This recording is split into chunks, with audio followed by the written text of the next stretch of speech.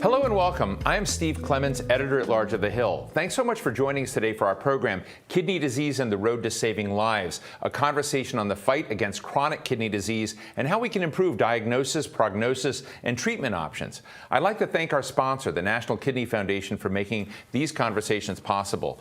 The Centers for Disease Control and Prevention estimates that 37 million people in the United States are living with chronic kidney disease, and as many as 9 out of 10 adults with the disease don't even know they have it. Black and Hispanic populations are disproportionately impacted, and we have recently learned those with this chronic condition are more likely to face really severe illness and impacts from COVID-19. All this adds a sense of urgency to the work of furthering prevention and treatment options. What is the status of federal funding in this area, and how should these dollars be allocated? What can policymakers do to address this constantly challenging illness?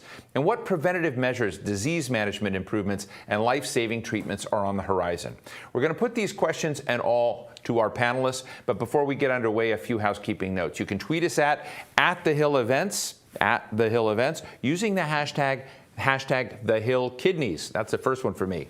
We're broadcasting live and we'll be taking your questions throughout the program. And if you experience any trouble with the live stream, don't throw your computer out the window. Just push refresh the page and it should all get better. My first guests are the two co-chairs of the Congressional Kidney Caucus. Representative Suzanne DelBene is a Democratic congresswoman representing the 1st District of Washington. She's a great friend of the Hill, and I always love my conversations with Suzanne. And Congressman Larry Bucshon is a Republican representing the 8th District in Indiana. Together, they've been working in a bipartisan manner to improve access to treatment and innovations for those living with chronic kidney disease. Big word there, chronic kidney disease. A big welcome to both of you. Let me just start. I've kind of done a deep dive into how kidney disease, and which I think anyone alive has known people who have suffered from this. My grandparents did. And I guess, I'm given the unique opportunity in these shows to look at technology and how fast it's advancing, all the changes that are happening and coming online. But, if we were to do this show, have done it 40 years ago, there's not much different, right? So I guess my question to both of you is, what's going on? Why is this sector of ailment so impervious to research leaps, if you will? Congressman Bucshon?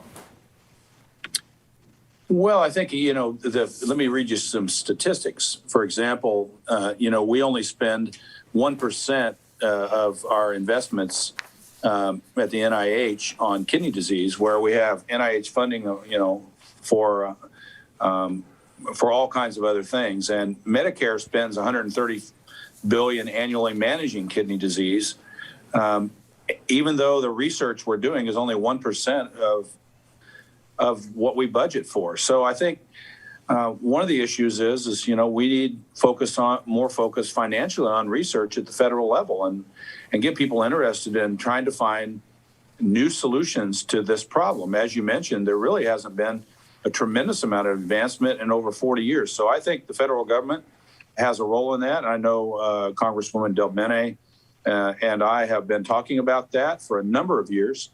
But that's one of the issues. I think we need more of a focus nationally on this disease. I really appreciate it. Congresswoman DelBene, I looked at the numbers, and when you kind of look at the aggregate dollars that are going into research, as I understand, it's about $308 an individual impacted by cancer in the cancer category. If you're going to look on a per capita basis, and if you look at heart disease, it's around $50.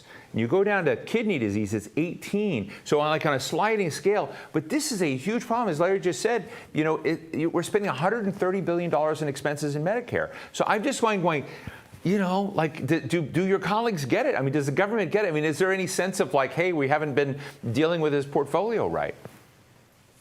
Well, that's why Congressman Bucshon and I are co-chairing the Congressional Kidney Caucus to bring attention not only to the numbers that both of you have just been talking about, but also the importance of investment and the breakthroughs that that we need to make sure are invested in and developed.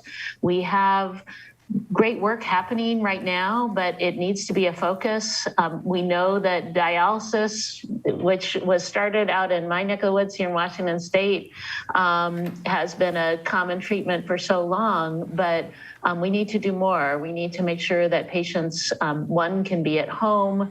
We need to look at areas of transplant. There's great work happening on artificial kidney, and those need investment to continue that research. And that's why a big goal of Congressman Bouchon's and mine has been to advance Kidney X, which has really been a way that we can spark innovation with a kind of partnership between the public sector and the private sector to make sure that we see those next big breakthroughs in kidney research.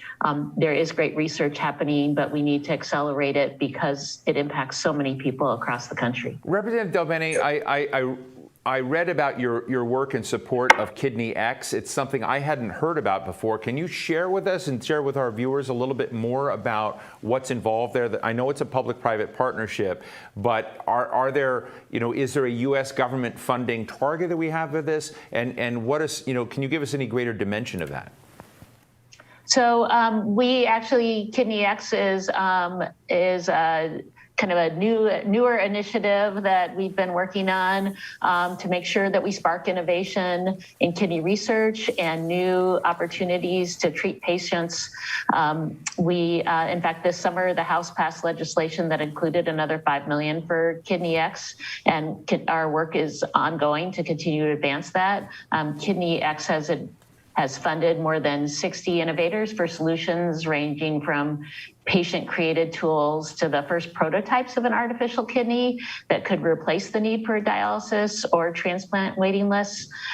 We've had winners of Kidney X grants. They go on to get more funding, which has allowed them to expand the work that they're doing. So we're pushing to provide $25 million to Kidney X to continue the development of an artificial kidney and other innovations, catalyze further private investment in meeting these long unmet needs of an underserved population. So it's been a combination of federal funding with private investment to really see some of these great ideas that folks are working on across the country, develop and expand, and to get those products to market. Well, thank you for that. Congressman Bouchon, yesterday I had a really deep and fascinating conversation with Senator Roy Blunt, and our focus was on cancer. But in this, he talked broadly about medical research and his support of something that would be like a DARPA in NIH, a Defense Advanced Research Project Agency, of creating an ARPA-H, like we had an ARPA Energy, ARPA-E, but this is the way to kind of begin zeroing in. And I'm just wondering, so I'll just tell our audience, I think it's a cool idea. I think when you apply resources and money and dollars and you have a research agenda, the question is, what are the chances that kidney disease gets front and center at the top end rather than the tail end of new developments like that? Well, let me just say this. It should be there because I mentioned earlier $130 billion a year managing chronic kidney disease. And that's really the tip of the iceberg. If you look at how this affects all the other medical problems that these people tend to have, the impact on their families and on the time commitment it takes to do dialysis, the impact on their potential contribution to our society, it makes it difficult for them to stay employed, for example. This should be a focus. It's not only the amount of money that we spend on dialysis, it's more broad than that. If you really looked at the impact of this, particularly as was mentioned in some of our highly impacted communities like the Black community, the Latino community, others where the incidence and problem of this there's disparities in how those folks end up with kidney disease. So absolutely, if you want to find a place where you can substantially impact people's lives, the lives of their families, and, oh, by the way, maybe cut down the expense that we have as a society on healthcare, this should be a focus. I think it's one that we haven't done much with, again, in 40 years, and there's a lot of opportunity. Well, look, it makes so much sense to me. And one of the other numbers that's floating out there is when you look at NIH funding, which has been one of the places that has not had, it's continued to rise. In the last few years, funding has risen 37%. But kidney research, as still our audience, has not kept pace with that. So on an aggregate basis, kidney research has actually declined as a percentage of our research base. Now, Congressman Bucshon, you're a member of the Doctors Caucus, I guess. I mean, you're a doctor. I mean, so I assume you're in the Doctors Caucus. I talked to a lot of folks in the Doctors Caucus on the Hill. Is there an understanding that this is important among your colleagues? Well, there is. I mean, amongst medical professionals, if you talk to medical professionals, not only in Congress, but in your communities, you'll find that they'll say, wow, this is a big issue. Almost everybody treats patients with chronic disease. I was a heart surgeon, and I had patients with chronic kidney disease that severely impacted the outcomes of their surgery in many cases. So, yeah, I think the medical community is aware of the impact of this. But it's one of those things. We got to get this on the front page, so to speak, because, some of the other diseases, of course, and rightfully so, are on the front page. Cancer research, viral research like HIV research, and now COVID, they're front page issues. And for whatever reason, chronic kidney disease is not. And that's part of it. And honestly, that does drive research dollars.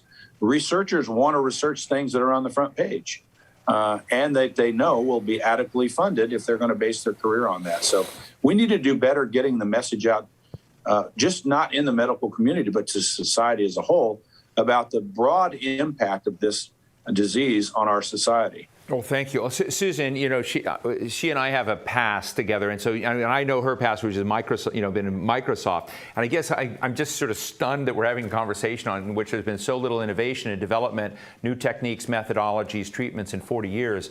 But Susan, you may remember, ages ago when I was, a younger lad in this town, I get invited by Microsoft to their big art. It was all super secret, but you got to see all these little pet projects that Microsoft people would have from all over the world. And I remember years ago people thinking about applications of technology in the kidney health space, Microsoft's applications in the health. Now, I know you're not speaking for Microsoft here, but it told me that out in the science world, there are people playing at the edges who see opportunities. And I guess I just want to ask you, from your own sense of your interaction with the technology crowd,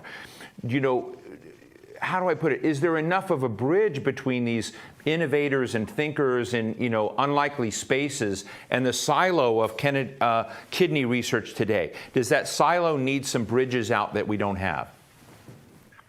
Well, I think we've actually seen, I actually started my career doing biomedical research. So Wow. If you kind of take those two worlds and put them together, I think we're seeing incredible innovation now, using technologies and traditional biomedical research and bringing them together to come up with new types of innovation. And that's really critical in this space as we look at advancements in devices, for example, so that we can, we were talking about the impact on patients and families. One thing we haven't talked about is right now, most people have to travel to go to dialysis. There's a huge commitment of time. If we can have devices, and you've seen more and more now people being able to have home dialysis, being able to come up with new ways where you could even have portable dialysis. There's great work on that happening in many places, including right here at the University of Washington. And that is this combination of many types of technologists coming together, looking at what we can do to bring different parts of technology together to come up with either a new device or other types of treatment. And I think we are on the verge of some big breakthroughs there, but we got to make sure they have the resources to continue and accelerate that research. Thank you. Representative Bucshon, we just heard about home care. I know that you've been supportive of something called the RAISE Act. The RAISE Act, for our audience, is the Bipartisan Renal Anemia Innovation Support and Expansion Act. It's designed to expand Medicare support for oral treatment for renal anemia to ensure that older high-risk patients with chronic disease are able to get home treatment. I guess in this era where we're still, I keep thinking we're going to get past the pandemic, but we're still in the middle of the pandemic, people's, their encounters with the healthcare world are challenged, depending on what they carry with them in terms of their health status.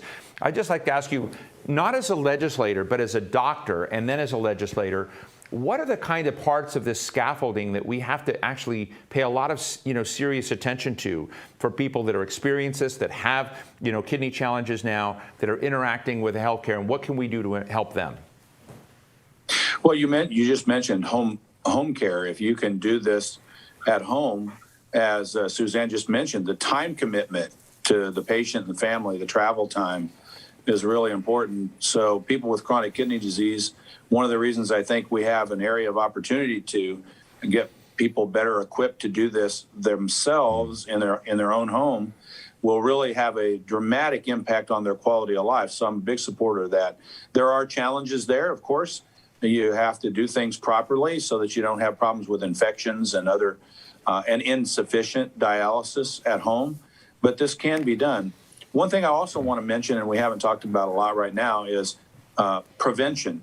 And that's another area I think that, the medical community knows that if we can prevent people from developing chronic kidney disease that requires dialysis, and by identifying people who are high risk and see that they're starting to have some problems with their renal function, with their kidney function, right, that we can prevent end-stage disease. So home care, quality of life issues, and then prevention so that we don't have as many people have end-stage renal disease as we do today. Those are areas that definitely have been a focus of mine, and I think should continue to be. Look, we're taking questions from our audience, and we've got one for you both from Jennifer. Jennifer? Hi, I'm Dr. Jennifer St. Clair Russell. My question for the panel is, how can we improve access to Medicare education benefits, specifically kidney disease education and medical nutrition therapy? While these benefits exist, they're often underutilized because patients aren't able to afford copays, and in the case of KDE, many providers face reimbursement issues. Thank you. Representative Del Bene, your thoughts? Well, I think it's a great point. We need to make sure that people have access to all of the tools that are available to them. We need to make sure, and we've kind of looked at the challenges that are there sometimes when copays are required and patients aren't quite sure what it might be for when it's not a traditional doctor's visit. So these are issues that I think we as legislators need to address and work with the medical community so that people have access to all of the information that they need, the education they need to have optimal treatment. Representative Buchon? Yeah, I mean, I agree with that completely. I think if you look at Medicare and the healthcare system as a whole, it's very confusing, very complicated, even for people like myself who have been in the system for decades. When you become a patient, you find out actually how complicated the system is, and it makes it difficult for people to understand what's available to them. I want to address the reimbursement issue. Reimbursement is a substantial potential limiting factor to access to healthcare in various areas of the country. And reimbursements continue to drop for these services really for decades. And so there are things we can do to try to improve that in Washington. I do agree also that copays are a substantial issue for a lot of our citizens. And I think we've had a lot of discussions about trying to get rid of out-of-pocket costs for people that need this type of high-tech care, particularly people that, that have not only kidney disease, but most of them have diabetes and heart disease and all kinds of other things where they have to access the medical system a lot.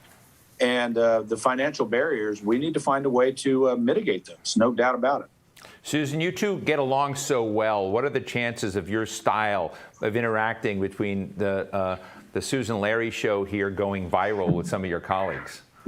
I think the way we get things done is working together and talking to our constituents about the challenges that they're facing, working with folks in the medical community as well. And so this has really been a great partnership. We know that we can make a difference, not only from a policy standpoint, but also advocating for the needs of the community, folks who are on dialysis or need kidney care and stage renal disease.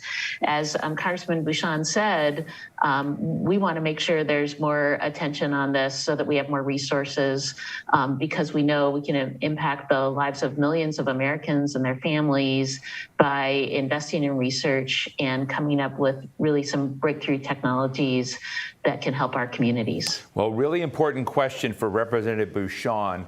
Did you vote for Susan DelBene's dog Riley in the Cutest Pets on Capitol Hill race, or did you vote for one of your GOP friends' pets? Yeah, I don't know. I didn't know about the race, so I didn't vote for anyone. There's still an opportunity. All I can say is Riley is... I need to get some more information. Yeah, Riley is very cute. He's on Representative DelBene's Twitter feed. He's very cute. And all I can say is very cute. But, you know, you're lucky Donna Shalala lost her election because she had a dog named Fauci that was so cute. Anyway, there you go. Representative Susan DelBene of Washington and Representative Larry Bouchon of Indiana, thank you both so much for joining us today and sharing your candid thoughts. And now it's time for the sponsor perspective portion of our program. Please welcome NBC4 Washington anchor and National Kidney Foundation board member, Jumi Olabanji. She is moderating a conversation with Nicole Jefferson, a kidney transplant patient and advocate, and Dr. Holly Kramer, immediate past president of the National Kidney Foundation and professor of public health sciences and medicine at Loyola University. Over to you, Jumi. Hello, everyone, and we want to welcome you to this amazing chat we are about to have. My name is Jumi Olabanji. I am an anchor at NBC4 in Washington and also a board member for the National Kidney Foundation, the region serving the National Capital Area. And we want to thank you for joining us for this conversation. I am joined today by Dr. Holly Kramer, the immediate past president of the National Kidney Foundation. And we are also joined by Nicole Jefferson, who is a kidney transplant patient, and she's an advocate, and she is joining us from Dallas, Texas. Kidney disease is growing in the United States. 1 in 3 adults are at risk for developing this very serious illness. The pace of funding, research, and innovation in therapies to try to tackle and combat kidney disease lags far behind the research in some other diseases that we see in this country. But the National Kidney Foundation has mapped out a great strategy to help accelerate the pace of discoveries and care, especially in cases made worse by healthcare inequities. The report that we're going to talk about today calls on Congress to fully fund research, implementation science, and also other priorities in the fight against kidney disease. If we can start with you first, Dr. Kramer, can you tell me a little bit more about the burden of kidney disease and why the National Kidney Foundation really felt like it was important to develop this roadmap, if you will? So the National Kidney Foundation has strongly felt for a long time that lack of research investment is one of the main reasons why we have stagnation in the delivery of care, stagnation in the diagnosis of kidney disease, and stagnation in the development of new treatments for kidney disease. And so now it's incredibly expensive disease. And in order to reduce healthcare costs, reduce health disparities, and decrease mortality, we need to invest in kidney disease research now. Yeah. Thank you so much for that. And you talk about those patients and those numbers. I want to bring Nicole into the conversation right now. Nicole, I know that you are a transplant patient and recipient, but you kind of got into this with no underlying conditions. Can you tell us a little bit about your individual story? It was late one night when I actually went to the emergency room around 3 o'clock in the morning. And when I was in there, I thought I was just in there for this flu to go away. And my sister was there with me, and so was my mother. And my sister, when they came in, the doctor said, "Why didn't you tell us you had kidney problems?" And I said, "I don't have kidney problems." And he said, "You do have kidney problems." And he left the room, and my sister said, "Oh, it's probably kidney stones. You'll be fine." And then when he came back, he said, "No, you have severe kidney problems." And jokingly, I said, "Dialysis type kidney problems?" And he said, "Yes, dialysis. You'll be starting dialysis immediately." And so at that time of my life, I was in my early 30s. I had a young daughter who was very active. So I didn't know how I was going to manage going on with her events and her sports and how I was just going to continue to live and work. So that was the big shock for me. Yeah, yeah. Dr. Kramer, it doesn't sound much like things have changed for patients when it comes to treatment and dialysis in the past 4 decades. One of the main reasons why we lack innovation in kidney disease treatments is lack of research investment. And so if you look across the board for multiple medical specialties like cardiology, cancer, digestive diseases, kidney disease is at the very bottom consistently. We have the least number of clinical trials. We have the least number of epidemiologic studies. We have the least amount of corporate investment in research. And that has led to just a stagnation in the treatment of kidney disease at all stages. So, Nicole, I wanted to ask you a question about what it was like working when you were on dialysis. The numbers show that only 1 in 5 people stay in the workforce while undergoing dialysis because the majority cannot work. Can you tell us a little bit about what your experience was like with your employment when you were undergoing dialysis? Dialysis is very draining, and a lot of people are not able to work. However, at my job, I had a supervisor who would allow me to lie under my desk whenever I felt like I was too tired or just worn out. And so typically that would happen the day after dialysis. And luckily I had that and he was able to do that because I was upfront and shared with him everything that I was going through. Wow. And so, Dr. Kramer, how has this new research, this new roadmap, if you will, from the National Kidney Foundation, how do you think that it'll improve the quality of life for kidney patients like Nicole, who are active, have families, have young children, are working and trying to balance all of this and their disease at the same time? Well, the National Kidney Foundation convened what we call a research roundtable workforce. So we included people who are across the nation doing research in both preclinical sciences and in clinical sciences, and people who have expertise in a broad range of research areas. And so we have identified the areas where we think that investment and research can really move the treatments forward, can lead to better lives within a short period of time if we invest in those areas. And so we also included patients and caregivers, transplant recipients, so that all of these voices could be used to determine where are the areas that we should invest in research. And so we have an areas of preclinical science that if we invest in that area, we can develop new treatments and we can develop new ways of diagnosing patients and we can get more personalized medicine, and all the way to the clinical science area, where if we elaborate and develop more clinical trials and we diversify the patient population that is in those clinical trials and we invest in implementation science, we really think we can move the needle and decrease mortality and keep people off dialysis and reduce medical care costs. Why do you believe maybe that clinical trials for kidney disease are still lagging behind some of the other diseases that we see out there, heart disease, cancer, and some of the others? So if you look back in the 1970s, the early 1970s, we really weren't sure about how to treat hypertension and who to screen. And it was the clinical trials that were done that showed that treating and screening high blood pressure improves mortality.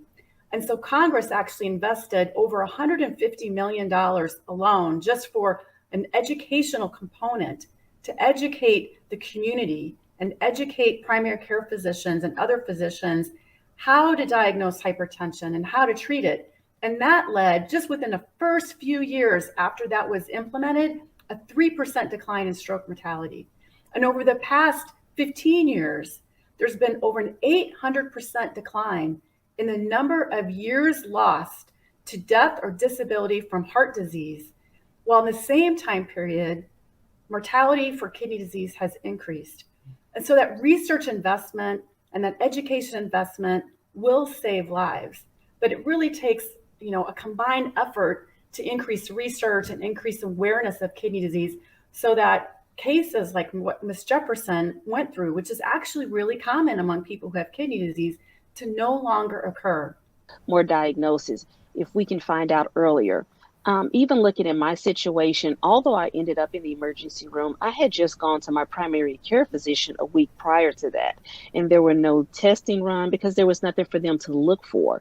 They didn't think it was high blood pressure. They didn't think I didn't have diabetes. I didn't have anything that would trigger them. I mean, if you're getting your first treatment in an emergency room, that's incredibly costly.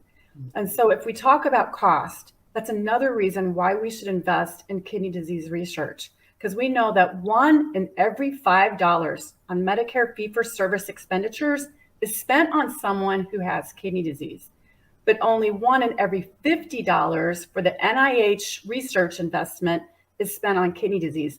So there's a tenfold disparity in what we're spending on kidney disease versus what we're spending on research to prevent kidney disease and prevent people like Miss Jefferson getting her first treatment for kidney disease in an emergency room.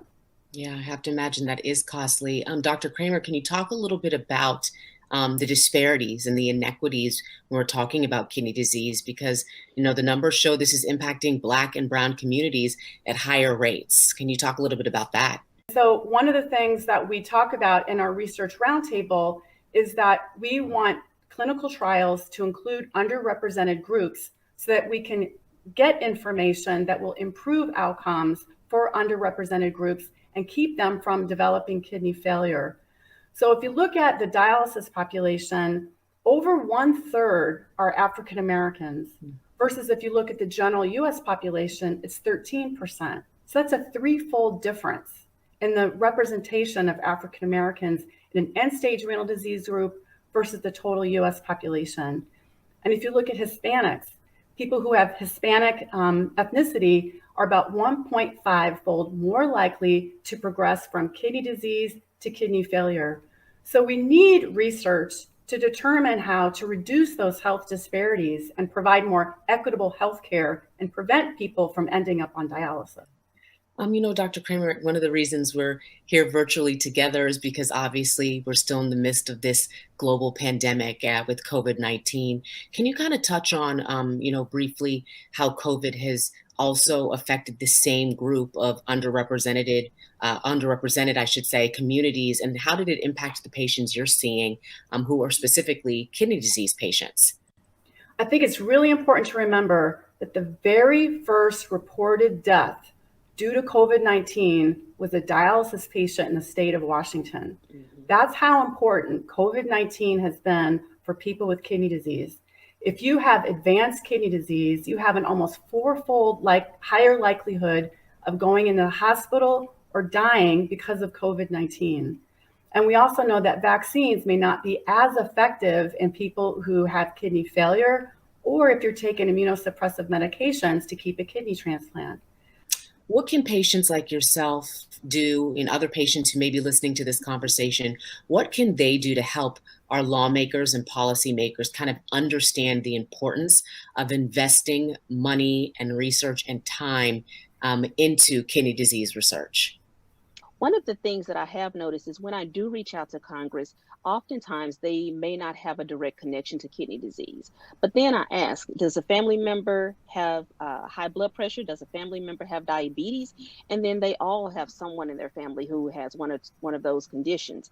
And that's when I explain that those are the number 1 and 2 causes of kidney failure. And then, of course, at that time, things perk up and they understand it a little bit better.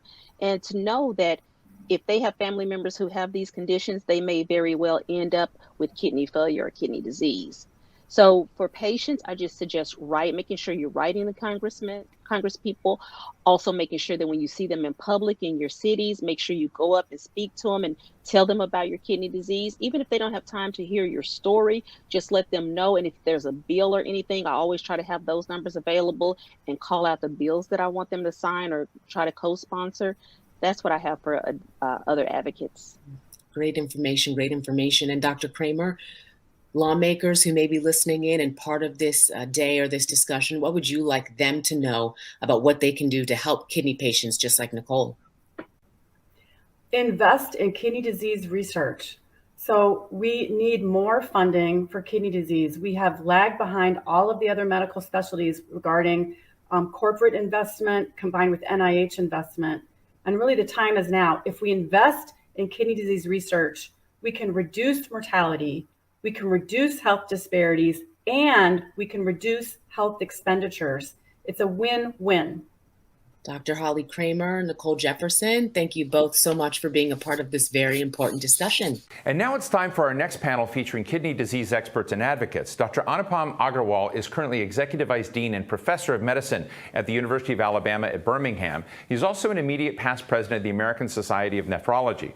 Dr. Deirdre Cruz is a professor of medicine in the Division of Nephrology at Johns Hopkins University School of Medicine. She's also Deputy Director of the Center for Health Equity. So important. And full disclosure, both Dr. Agarwal and Dr. Cruz are members of the National Kidney Foundation, the sponsor of today's event, which I think is a great thing. We're also joined by Ann Rohal Andrade, a proud living kidney donor and advocate for her youngest daughter. She's also the Director of Federal Policy and Engagement at the Mayo Clinic. Welcome to you all. Let me just start out. You know, I jumping into this, as you may have heard in my conversation with the members of Congress, I just find it shocking that the big technological leaps we've been making in gene therapy and all sorts across the spectrum in science seem not to have given kidney disease and research the strategic leap that one would expect. So, Dr. Agarwal, why is that? What do we need to do?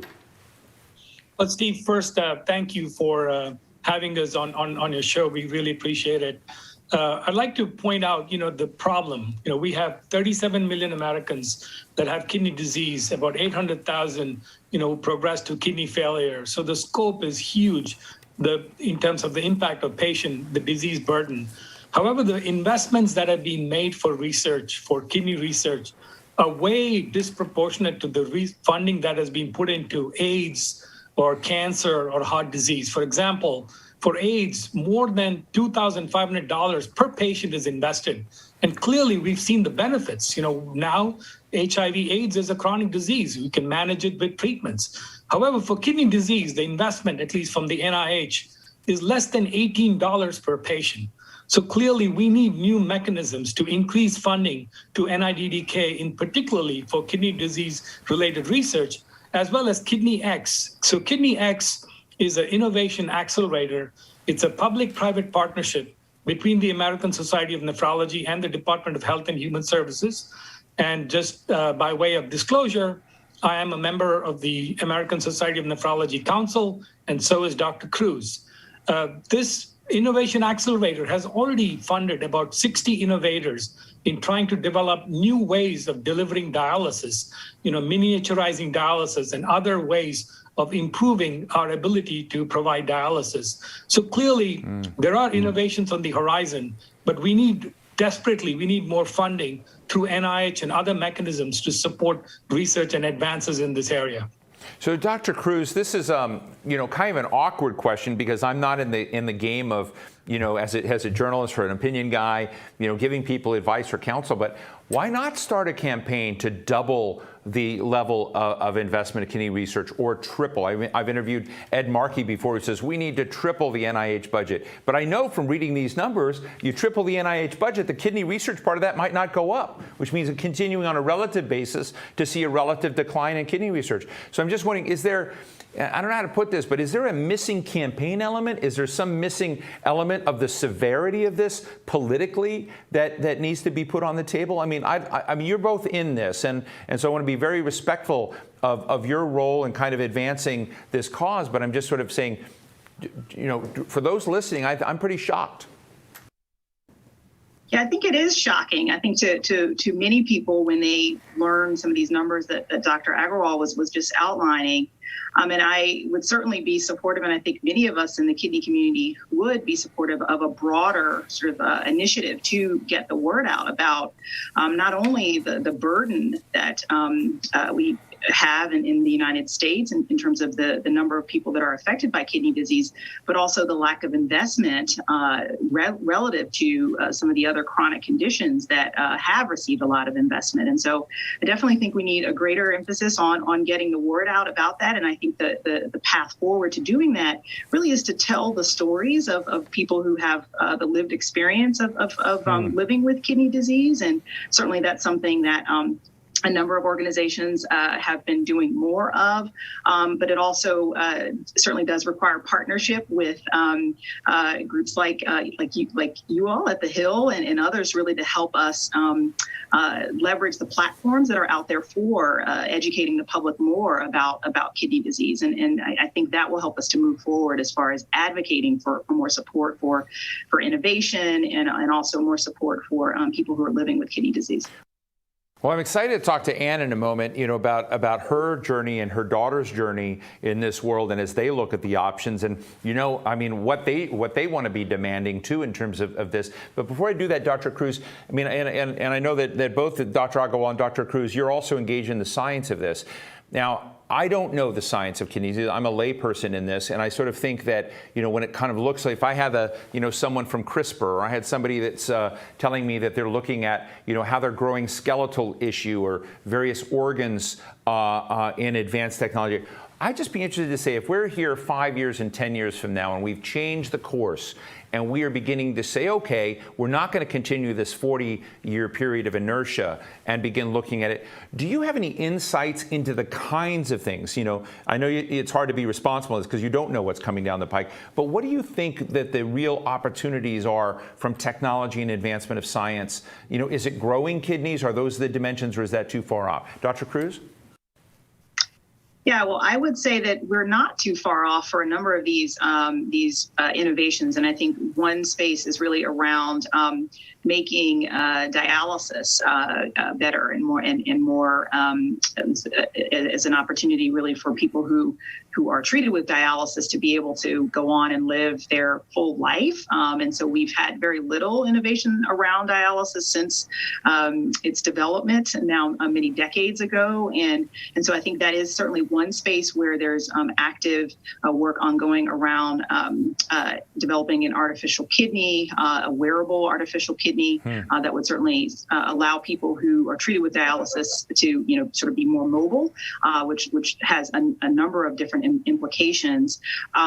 I may ask Dr. Agarwal to comment on some of the other technologies there, but I'll tell you another thing that I would also be expecting to see in the next 5 years, as you said, that I would hope that we would see would be also more innovation around what we can do to help people who have earlier stages of chronic kidney disease to actually slow the progression of that disease so they don't actually end up requiring dialysis. And so one of the exciting things in the kidney space is that we do have newer medications that are being prescribed more and more lately. One example is the sodium glucose cotransporter 2 inhibitors, or the SGLT2 inhibitors, that are actually helpful for people both with diabetes and without diabetes in terms of reducing their risk of developing progressive kidney disease and also heart disease. And so those are, that's just one example. And as we see that being used more and more and hopefully getting to those populations at highest risk of progressive kidney disease, I think that's also going to be exciting. Dr. Agarwal, do you want to jump in with any technology game changers that and talk to Ann? I mean, what can Ann expect by way of technology game changers? I think a big advance in the field is related to transplantation. Ann knows very well that we have over 100,000 people waiting for a kidney transplant today, and there are not enough organs, whether it's living donors or deceased donors. And a big advance, you just mentioned, Steve, about CRISPR-Cas. Because of CRISPR-Cas, we can now re-engineer pig kidneys into humanized kidneys. And there's a lot of work being done in xenotransplantation, where potentially you can put these engineered kidneys from pigs and transplant them. So a lot of preclinical work is going on in baboons, and hopefully, I think in our lifetime, in the next 3 to 5 years, we will see xenotransplantation to be a success, and that could significantly reduce our wait list of patients waiting on the wait list. And Ann may want to comment in that regard. Thank you, Ann. I'm so glad you are here, because I think it's so important to get the perspective of real people dealing with the environment as it is, not as we wish it would be, but as it is. And I just love to kind of understand from your perspective and your daughter's perspective, has this been a terrain that was easy to map? What would you, we have two incredible stakeholders in this. What do our people, and particularly the public policy space, need to hear about your daughter's experience? Right. Well, thank you.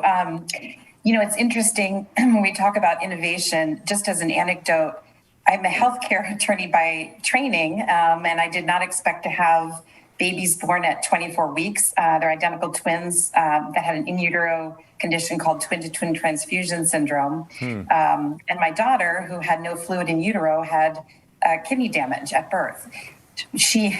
When we discovered that her kidney disease was progressing from the kidney damage, I remember asking the nephrologist, okay, tell me about the innovations. What have we done with dialysis? Are there clinical trials that she can follow? What's the latest in medicine? And it was basically, things are the same since the Nixon administration in 1972, when the president added end-stage renal disease to the Medicare eligibility criteria. And I remember thinking that was shocking compared to other diseases like breast cancer, and even heart disease. And I think the second piece is that when my daughter heard that, she said, well, the kidney is a filter. So isn't that just like a coffee filter? I mean, can't we just figure that out? So that piece was absolutely shocking to me. I think the other thing is just the disparity in information and the health inequity. My daughter went to a camp at Children's Hospital for kids with disabilities and had a dear little friend who was Black, whose mother passed away from kidney disease. And, these are children talking about a complex condition. But essentially what the little girl told my daughter is that her mother wasn't diagnosed with stage 4 kidney disease until it was too late. She lived in the inner city and just didn't get the information that she needed. So the silent disease, aspect of kidney disease is just very, very scary.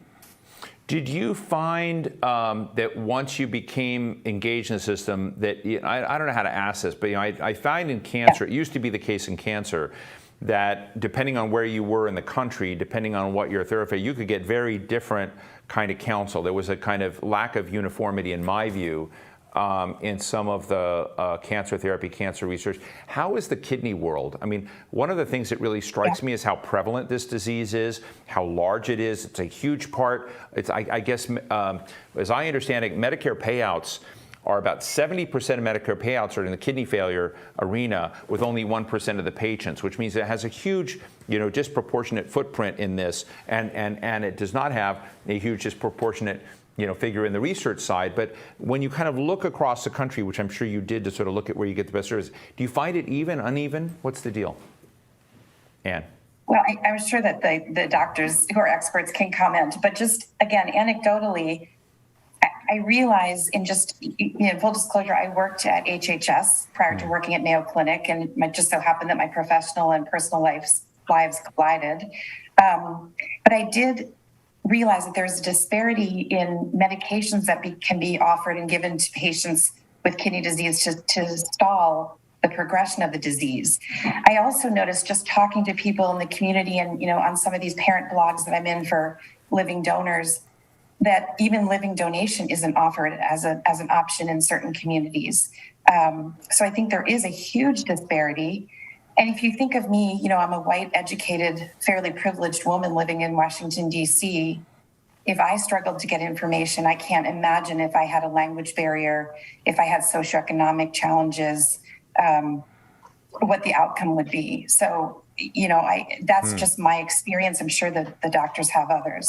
Well, thank you. I mean, to get into that a little bit further, Dr. Cruz, one of the other kind of big numbers that jumps out when you read the kidney story, which I've dug into a bit, is that kidney failure is 3 times more likely in an African American person than it is in a white person, 1.3 times more likely in a Hispanic person than a white person. Why? What's going on? Why can't we erase these divides? I mean, I know kidney failure with anyone is bad, but why is it 3 times worse in the Black community?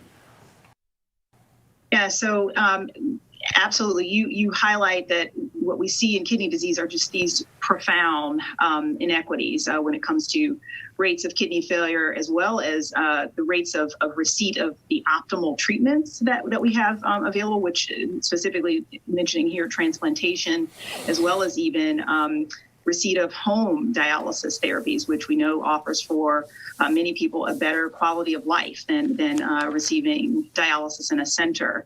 And so there are numerous reasons for these inequities. And I think part of the reason that we have not made much progress when it comes to solving them is we haven't invested the energy and the resources behind solving these inequities.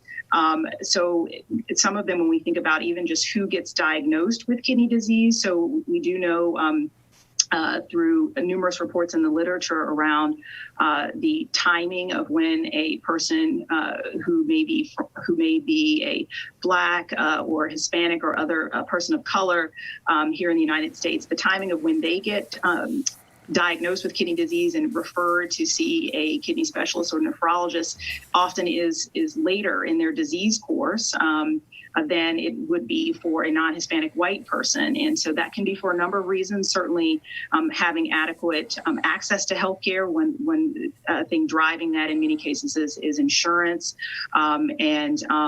That's one thing, but also even the detection itself of kidney disease can be an issue, and it does not necessarily always happen in an equitable fashion. So one of the initiatives that the American Society of Nephrology partnered with the National Kidney Foundation on recently is in addressing the way that we even diagnose kidney disease to look at the way that we estimate kidney function, where what we were seeing is that for the last couple of decades, the sort of calculation that we were using included race in our way of calculating this level of kidney function.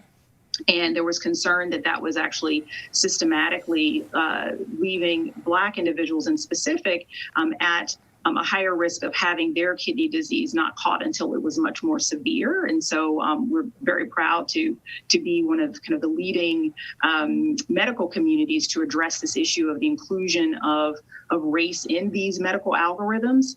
But that's just really one thing that we have been able to address. There's so much more. There's so many, I think, more important drivers of these inequities that still need to be tackled, and is certainly something that should be invested in.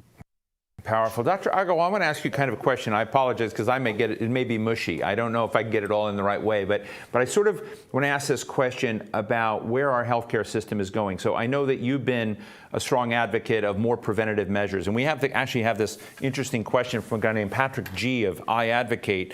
And he says, can we establish a national health initiative that will incorporate CKD, diabetes, and hypertension education to be taught in middle and high school classes? Now, I want to piggyback on that because this is interesting because it's sort of about building literacy, building awareness among younger people.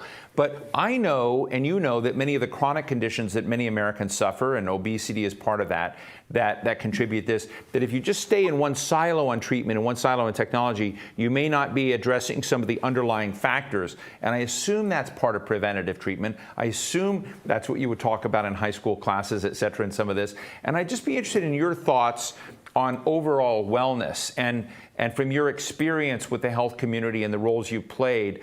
What are we missing in America? What's wobbly that you think would be healthy for us to begin to fix when it came to these surrounding risk factors, preventative work, et cetera? So, Steve, that's a really important question and really gets to the crux of the problem in terms of increasing awareness of the disease much earlier on, at the high school level, as you said, or maybe even at the middle school level. The American Society of Nephrology is working with the National Kidney Foundation for a public awareness campaign, about kidney disease and early diagnosis and so on. So I think targeting programs that would go to high school and even middle school is a great suggestion that, we do have pipeline programs that are usually funded through the NIH. A lot of academic institutions have pipeline programs for undergraduates and even early medical students to come and learn about kidney disease, do research in kidney disease, hoping that they would pursue careers, in kidney disease research and so on. But on the other side, educating the public at an earlier level is a great suggestion. And, we need to look at how we can best implement that strategy. Fascinating. I want to take another question that we have from our audience. It's from Jacqueline. Jacqueline? Hi, everyone. My name is Jacqueline Crispin. I'm a family medicine and public health physician, as well as a kidney transplant recipient. I have a question for the group, which I think would be helpful for all of us who are in need of medical help related to our kidneys, and that is this. When is the artificial kidney going to become useful in actual clinical medicine? Thank you. Let me toss that to Dr. Cruz, since you mentioned that as one of the areas that we needed to do some work. Yeah, what I am aware of is that it could be in the next 5 years, even that, and certainly there are groups working in this space, supported in many cases by the Kidney X initiative, and so the hope is that it could be at the level of being able to be tested at least even within the next 5 years. And I would ask Dr. Agarwal if he would like to add or clarify on that, but that's my understanding. Well, thank you. And Anne, I want to come back to you. First of all, how is your daughter now? Thanks for asking. She is a 16-year-old in high school. She's thriving. I think sometimes she feels better than I do, thanks to the transplant. She kind of just popped up like somebody watered a plant after the transplant. So very, very well. Thank you for asking. So, you've gone through this experience, and now you become an advocate for other patients, as I understand it, in the broad community, and you're engaged, which I really want to salute. But as you kind of look at it, you kind of share with us some of your frustrations where that, I guess my perspective is, if you were to be here, and we just had 2 members of Congress on, and we had, you sitting in front of the President's Council on Kidneys, or there was going to be a new kidney moonshot launched, to mimic the cancer moonshot to some degree. Where should patients fit into that story? How would you like to see a bridge to the kind of conversations we're having today, but kind of broader in terms of your voice being heard? And I guess I always come to this thing that basically the conceptualization of goals is really important. It helps everybody get on. You can debate that. But where do you think the patient voice should be in that? Well, if I were in front of Congresswoman Delveni and Congressman Bouchon, I'd probably need about 6 hours. So probably a good thing that I'm not. And their leadership has been amazing. I break it down into little buckets.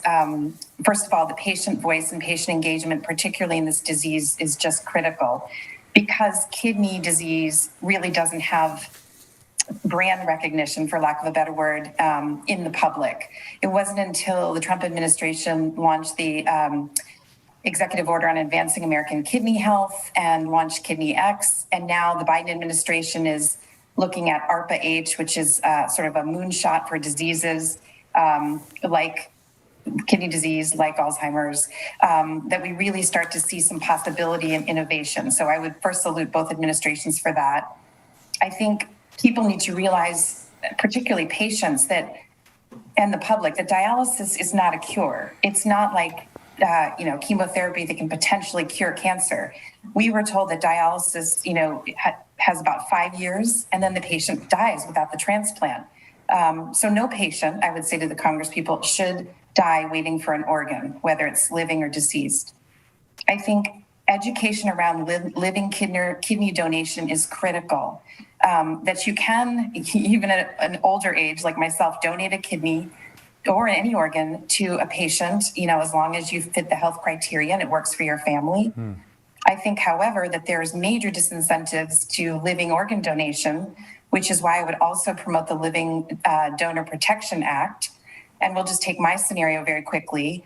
I'm in the sandwich generation, so I was the caregiver for my daughter. I was the caregiver for my mother who had Parkinson's. I donated the kidney. I was off of work. My husband had to care for me and for my daughter, so he was off of work. I had to hire a full-time caregiver to take care of my mother. And then down the road, I had insurance issues, despite being a healthcare attorney and allegedly able to handle my own medical care. I got turned down by a long-term care policy for having one kidney, despite the fact that I'm very healthy, at least in the labs. And so I would say, Living Donor Protection Act. I would say engaging patients in all levels of innovation, because frankly, we should find out what patients want. Do they want an implantable kidney? Do they want shorter time on dialysis or dialysis at home? Because the impact on both the working world, person in the working world and a student is incredible. And dialysis and kidney disease in general makes you feel really sick.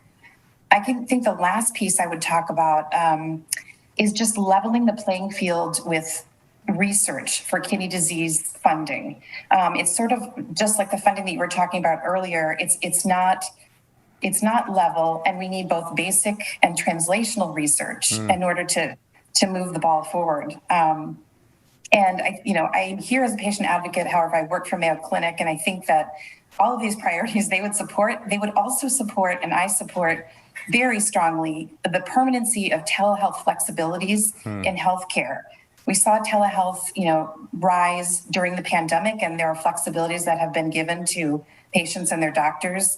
But for a patient who has kidney disease or really any chronic disease, to be able to get on the phone, look at their doctor, discuss their symptoms, and not have to go out into the public where they're exposed to, germs, and be able to at least have, if it's appropriate, management of their disease in their home is tremendous. And it's something that we shouldn't lose after the public health epidemic has been rescinded.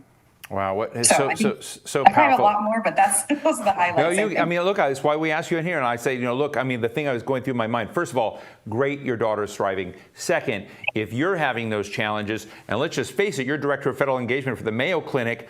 Just imagine somebody who is not federal, connected to the federal government and dealing with the Mayo Clinic. The environment must be something that needs a lot more attention. So I really want to thank you for your candor, all of you. Ann Rohal Andrade, as the director of federal policy engagement at Mayo Clinic, Dr. Anupam Agarwal, professor of medicine at the University of Alabama, Birmingham Division of Nephrology, the past president of the American Society of Nephrology, and Deirdre Cruz, Dr. Deirdre Cruz, professor of medicine at the Division of Nephrology at Johns Hopkins University School of Medicine, a near neighbor of ours here. So I'm really happy to see all of you. Thank you very much for sharing your thoughts with us.